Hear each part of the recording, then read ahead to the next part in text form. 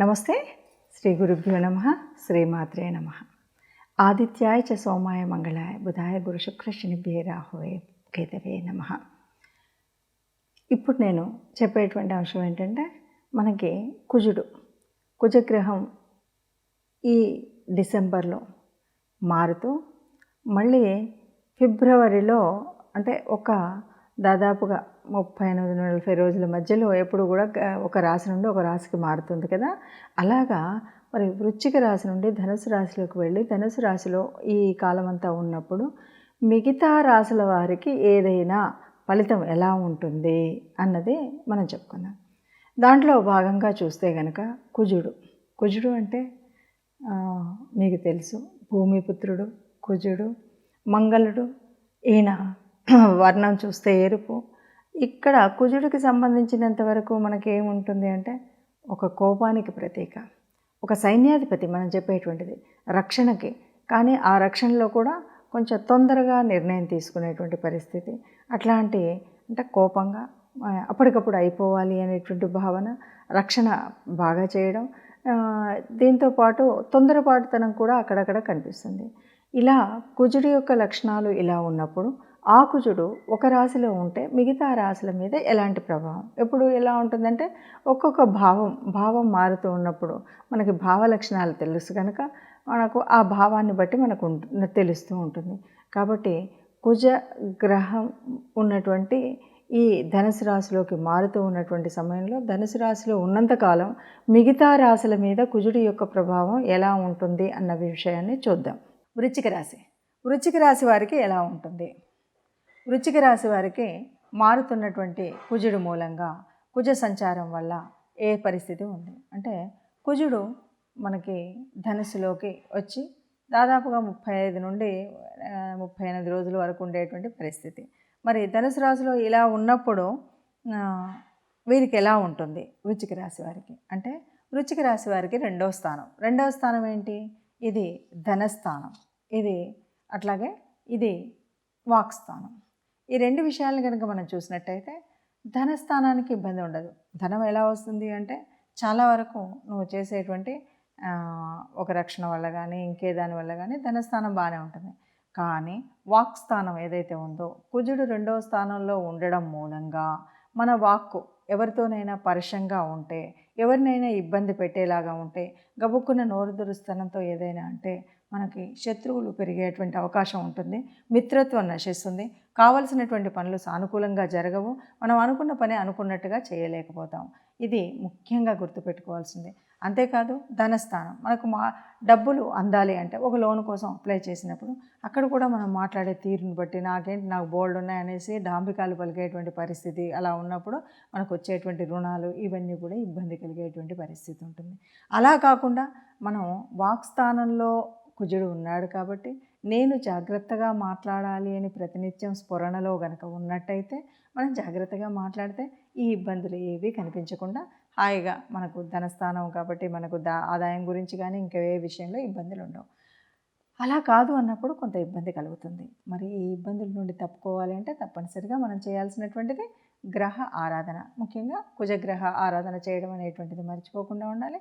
కుజుడికి ఇష్టమైనటువంటి మంగళవారం రోజు ఇంకా వీలైతే ఎర్రటి దుస్తులు ధరించడం, దేవుడికి పూజ చేసేటప్పుడు ఆరాధన చేసేటప్పుడు ఎర్రని పుష్పాలతో ఆరాధన చేయడం, సుబ్రహ్మణ్య స్వామి ఆరాధన చేయడం మర్చిపోకుండా ఉంటే అంతా సవ్యంగా ఉంటుందని చెప్పచ్చు. ఇప్పుడు మనం విన్నదాన్ని బట్టి ఈ రాశులకు కుజుడి యొక్క ప్రభావం ఇలా ఉంటుంది అని తెలుసు కాబట్టి తప్పకుండా మనం చేయవలసినటువంటి కొన్ని పరిహారాలు చేసుకున్నట్టయితే ఈ కుజుడు ధనుసు రాశిలో ఉన్నంతకాలం మనం హాయిగా ఉండొచ్చు అని చెప్పడానికి కొన్ని, ముఖ్యంగా నవగ్రహ మండపానికి వెళ్ళినప్పుడు కుజ గ్రహానికి సంబంధించినటువంటి కుజుడి దగ్గర దీపం వెలిగించడం, అలాగే కుజుడికి సంబంధించినటువంటి స్తోత్రాన్ని చదువుకోవడం, ఈ రెండు చేయడంతో పాటు తప్పనిసరిగా ఇది కూడా వీలైనంత వరకు మంగళవారాలు చేయడం మంచిది. మంగళవారం కుజుడికి సంబంధించినటువంటి రోజు. మనం ఆ రోజు వీలైతే ఎర్రటి వస్త్రాలు ధరించడం, అలాగే కుజుడిని పూజించేటప్పుడు ఎర్రటి పుష్పాలతో పూజించడం, ఇక బయటకు వచ్చిన తర్వాత మనం ఎవరికి ఏది దానం చేయాలన్నా ఎర్రని వస్తువులు, ముఖ్యంగా కందిపప్పు దానం చేయడం అన్నది ముందు నుండి మనం చూస్తున్నటువంటిది. అంతేకాకుండా ఎర్రని ఫలాలు, ఎవరికైనా పళ్ళు అంటే పప్పు దానం చేయట్లేదు, పళ్ళు దానం చేస్తున్నామంటే ఒక ఎర్రపు రంగు ఉన్నటువంటి పండ్లని మనం దానం చేయడం. ఎవరికైనా వస్త్రం పెట్టాల్సి వస్తుంది, ఇంటికి వచ్చిన వాళ్ళకి ఒక బ్లౌజ్ పీస్ పెడుతున్నాం అనుకోండి, అది కూడా ఎర్రటి వస్త్రం. లేదా ఎవరికైనా దానమే చేస్తున్నాం అనుకోండి, ఎరుపు రంగుకు సంబంధించినటువంటి వస్త్రాలని పెట్టడం. వీటితో పాటు గోశాలకు వెళ్ళడం, గోశాలలో మనం గోమాత సేవ చేయడం కాకుండా గోమాతకి గ్రాసాన్ని అందించడం అనేటువంటివి కనుక చేసినట్టయితే మనకి ఈ దోషాలన్నీ పోతాయి. ఇవేవి నా వల్ల కాదు అనుకుంటే కనీసం మంగళవారం సుబ్రహ్మణ్య స్వామి దగ్గరికి వెళ్ళి సుబ్రహ్మణ్య స్వామి ఆరాధన లేకపోతే అభిషేకం చేసుకున్నట్టయితే, లేదా సుబ్రహ్మణ్య స్వామికి స్తోత్రం చదవడం, లేకపోతే ఆయనకు సంబంధించినటువంటి దేవాలయానికి వెళ్ళి మీకు ఏ స్తోత్రం ఏది రాదు అంటే నమస్కారం చేస్తే ఆ కుజుడి వల్ల వచ్చేటువంటి ఏదైనా చెడు ఉంటే, ఆ దోషం ఉంటే ఆ దోషం తొలగిపోయి మనకు ఈ 40 రోజులలో ఎలాంటి చెడు జరగకుండా ఉంటుంది. ఇది గుర్తుపెట్టుకొని తప్పకుండా మనకి గ్రహాలేవి కూడా మన మీద కోపం పెంచుకోవు. ఏ గ్రహం కూడా కోపాన్ని కాదు, మనకున్నటువంటి పూర్వపుణ్య ఫలితమే ఇక్కడ అనుభవిస్తాం. కాబట్టి అది దృష్టిలో పెట్టుకొని గ్రహాల అనుగ్రహం కోసం తప్పనిసరిగా మనం గ్రహ ఆరాధన చేయడం అన్నది మర్చిపోకుండా ఉంటే సుఖంగా ఉంటాము. విన్నారుగా?